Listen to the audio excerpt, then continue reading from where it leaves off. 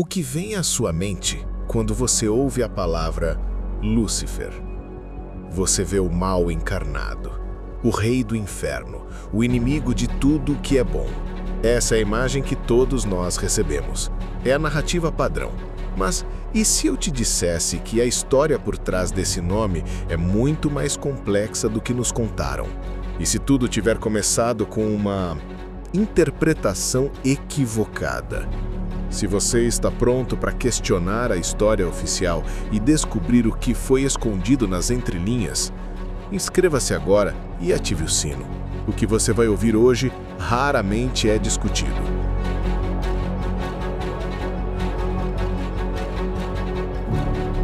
Vamos começar pelo nome. O que poucos sabem, e que as narrativas tradicionais costumam omitir, é o significado original desse nome. Em latim, Lúcifer não significa o mal. Significa literalmente portador da luz. Lux ferre. A pergunta óbvia é: por que o portador da luz se tornou o símbolo máximo da escuridão? Que luz era essa, que foi considerada tão perigosa? A resposta parece estar na tradução. Esse nome, Lúcifer, como um nome próprio para o diabo, não existe nos textos hebraicos originais, nem na Septuaginta grega. Ele foi associado a essa figura séculos depois. Ele foi tirado de uma única passagem em Isaías, capítulo 14. Se você consultar as fontes primárias, verá que essa passagem não é sobre um anjo caído. É um poema que descreve a arrogância e a queda de um rei da Babilônia. O texto hebraico o chama de Helel ben Shahar, estrela da manhã. O grego o chama de Eosforos. Ambos são nomes astronômicos para o planeta Vênus. Foi somente em traduções latinas posteriores que a palavra Lúcifer foi usada. Teólogos subsequentes, então, conectaram esse nome isolado a todas as outras figuras de adversários para criar a imagem unificada do inimigo que conhecemos hoje. Eles precisavam de um rosto para o mal cósmico. E que alvo melhor do que o próprio símbolo da luz da manhã?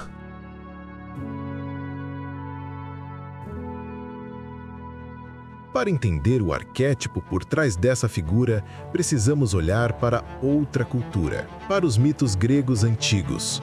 O místico Filo de Alexandria, que viveu na época de Jesus, foi um mestre em conectar a filosofia grega com a sabedoria hebraica. Ele sabia que ambos bebiam da mesma fonte. Nos mitos gregos, havia um titã chamado Prometeu.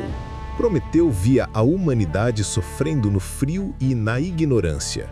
E ele viu os deuses do Olimpo, liderados por Zeus, um deus ciumento e controlador, guardando egoisticamente o maior de todos os poderes.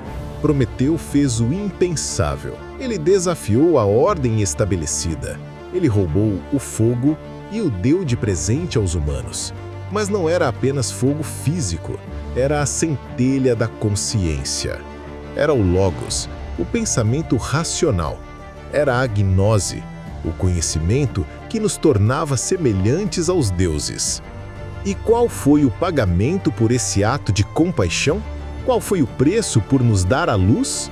Zeus puniu Prometeu brutalmente, acorrentado a uma rocha por toda a eternidade, enquanto uma águia devorava seu fígado. Prometeu roubou o fogo. Foi chamado de herói pela humanidade e de traidor pelos deuses.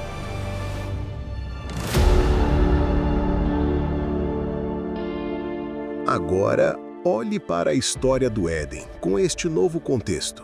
É a mesma história. Nos é dito que o pecado original foi a desobediência.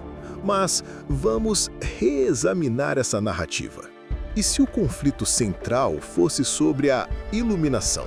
Em muitas tradições gnósticas, os místicos cristãos originais, cujos textos foram mais tarde considerados hereges, a serpente no jardim não é vista como uma força do mal.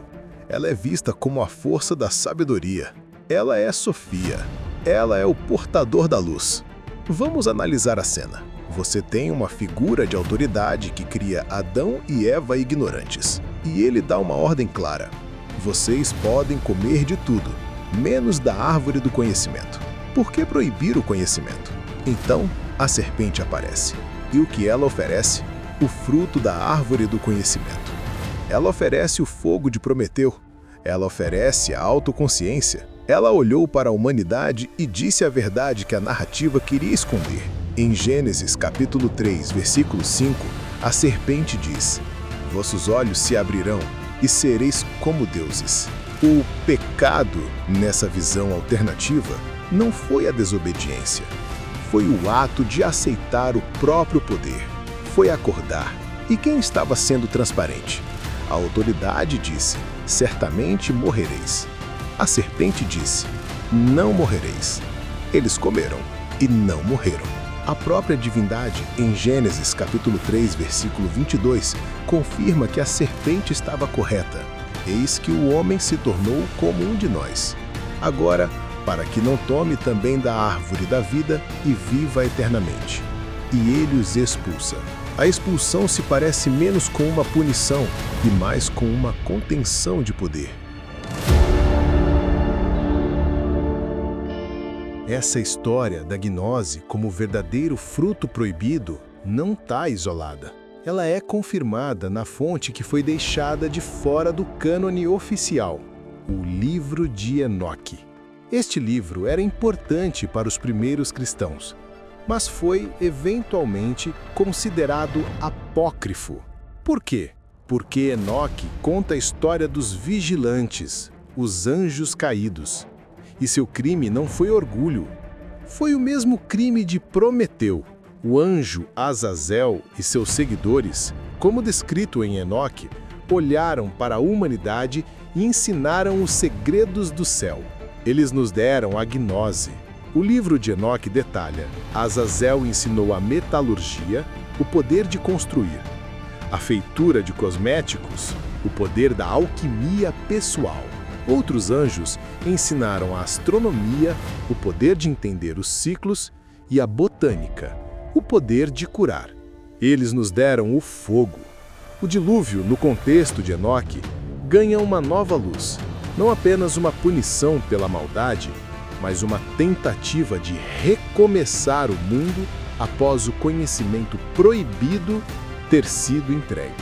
E aqui, a narrativa se completa. Por que a estrutura de poder dominante precisava de um vilão cósmico? Pense nisso.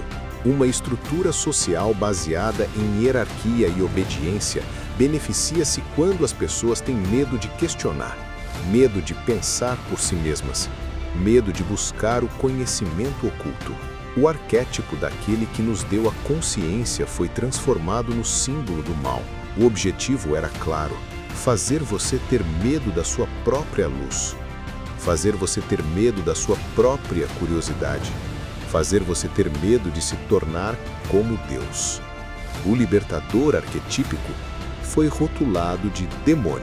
A queda de Lúcifer, a punição de Prometeu, a maldição da serpente, a condenação dos vigilantes, talvez seja tudo a mesma história, não sobre um ato de maldade, mas sobre o preço pago por nos dar a centelha da consciência.